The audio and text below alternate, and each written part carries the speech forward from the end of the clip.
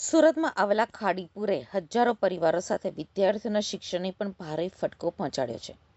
નગર પ્રાથમિક શિક્ષણ સમિતિના ચેરમેન રાજેન્દ્ર કાપડિયાએ માહિતી આપતા જણાવ્યું કે પૂરગ્રસ્ત વિસ્તારોમાં અંદાજે 7,000 થી 8,000 વિદ્યાર્થીઓના 1,01,200 જેટલા પુસ્તકો પાણીમાં પલળી ગયા છે.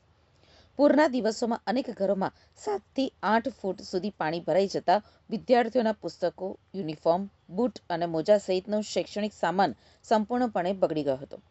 પાણી ઉતર્યા બાદ સમિતિના અધિકારીઓએ અસરગ્રસ્ત વિસ્તારોની મુલાકાત લીધી હતી. તે દરમિયાન વાલીઓ પલળેલા પુસ્તકોને તડકામાં સૂકવવાનો પ્રયાસ કરતા જોવા મળ્યા હતા.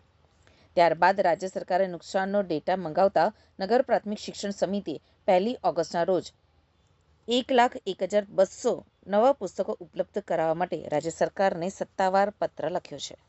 આમ તો જોવા જઈએ તો 8-10 જેટલી શાળાઓમાં ખાડીપુરની અસર થઈ છે અને એ ખાડીપુરના અસરને લીધે ધારો કે મીઠી ખાડી હોય, નાગસેનનગર હોય, પાંડેસરા હોય, એ વિસ્તારોમાં બાળકોના ઘરમાં પાણી ભરાવાથી બાળકોના પાઠ્યપુસ્તકો હોય, યુનિફોર્મ હોય, શૈક્ષણિક કીટ હોય, સ્કૂલ બેગ હોય, આ બધું પલળી ગયું છે કે આ રેલના પાણીમાં ટનાઈ ગયું છે.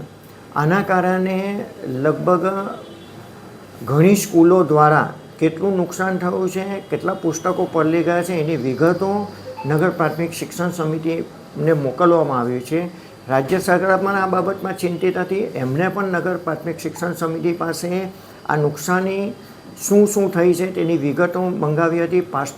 પાઠ્યપુસ્તકો કેટલા જોઈએ છે એની વિગતો મંગાવી હતી અને નગર પ્રાથમિક શિક્ષણ સમિતિ દ્વારા તારીખ 1/7ના રોજ લગભગ 1,12,000 જેટલા પુસ્તકો જે અમુક ખાડી કિનારે સ્કૂલો હોવાથી પલળી ગયા છે, નુકસાન પામ્યા છે અને બીજા ઘટના પુસ્તકો રાજ્ય સરકારમાંથી માંગવામાં આવ્યા છે અને ટૂંક જ સમયમાં આ પુસ્તકો આવી જશે અને એનું વિતરણ કરીને અમે બાળકોની જે શિક્ષણની આ ખોટ પડી છે એને પૂરવાની કોશિશ કરીશું.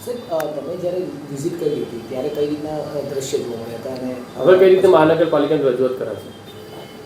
હું જ્યારે સ્કૂલોની મુલાકાત લેવા ગયો હતો ત્યારે સ્કૂલોની ઓફિસમાં મૂકેલા કોમ્પ્યુટર હોય કે સ્કૂલોમાં જે શિક્ષકોની પોથી હોય કે અન્ય પુસ્તકો હોય, નોટબુકો એ પલળી ગયા હતા અને આચાર્યો દ્વારા એ બધું સૂકવવાની પ્રક્રિયા કરવામાં આવી હતી.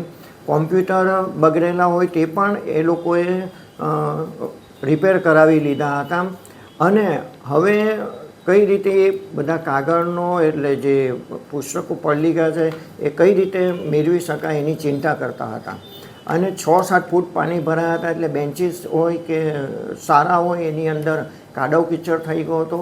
પરંતુ આચાર્યો અને શિક્ષકો દ્વારા સફાઈ કરીને રેગ્યુલર બાળકો કઈ રીતે શાળામાં આવે એની ચિંતા કરવામાં આવી.